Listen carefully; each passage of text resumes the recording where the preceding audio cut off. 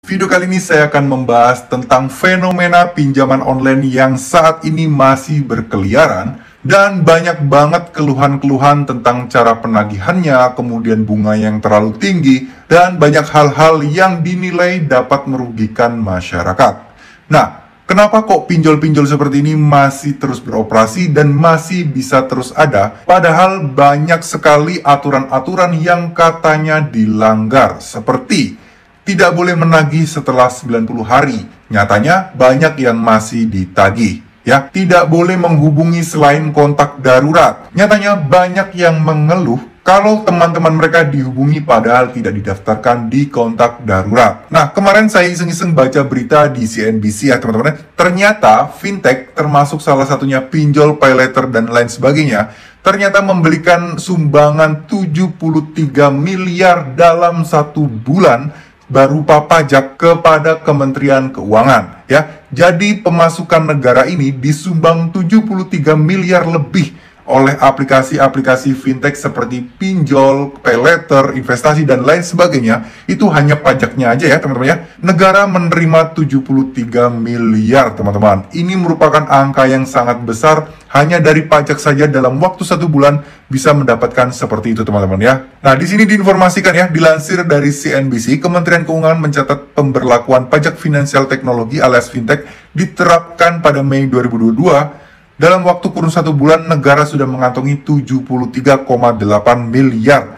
Ini merupakan angka yang cukup besar ya teman-teman. Nah, sebagai gambaran, PPh atas bunga pinjaman yang disalurkan fintech dipungut berdasarkan Undang-Undang Nomor 7 Tahun 2021 tentang harmonisasi peraturan perpajakan yang berlaku di 1 Mei 2022 kemarin. Jadi, apakah ini ada hubungannya kenapa kok fintech atau pinjol ini masih ada dan masih bisa bebas beroperasi meskipun banyak juga yang melakukan pelanggaran? Ya, kita tidak pernah tahu dan saya juga tidak mengatakan ini merupakan penyebabnya. Tapi ya sudah jelas ya, keberadaan fintech ini sangat menguntungkan negara dengan menyumbang 73 miliar lebih teman-teman. Jadi dengan kata lain, pinjol-pinjol legal ini memiliki jasa untuk perkembangan atau pertumbuhan dari negara. Makanya, kenapa kok pinjol masih ada? Ya mungkin salah satunya karena ini ya teman-teman. Ada sumber-sumber pajak yang bisa dihasilkan selama itu tidak ilegal. Itu juga sah-sah aja bagi negara untuk mendapatkan pajak-pajak dari perusahaan seperti fintech atau pinjol tersebut teman-teman.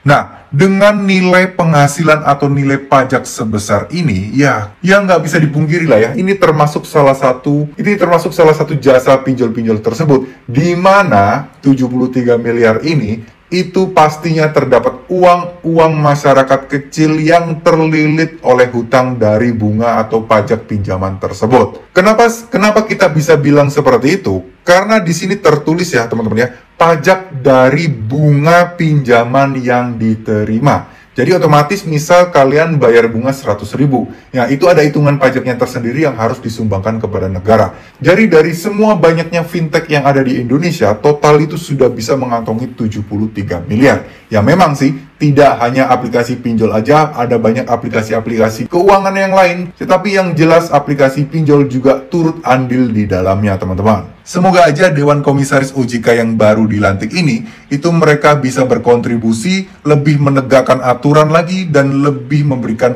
solusi-solusi bagi masyarakat yang ditindas oleh oknum-oknum debt collector yang menagih secara kasar, menghina, dan merendahkan harkat martabat bagi orang-orang yang sampai saat ini masih kesusahan atau belum sanggup untuk membayar hutang pinjaman online-nya.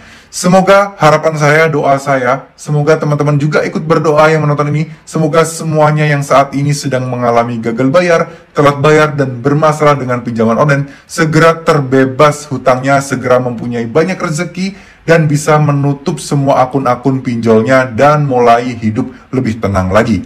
Amin. Terima kasih, mohon maaf jika ada salah-salah kata. Wassalamualaikum warahmatullahi wabarakatuh.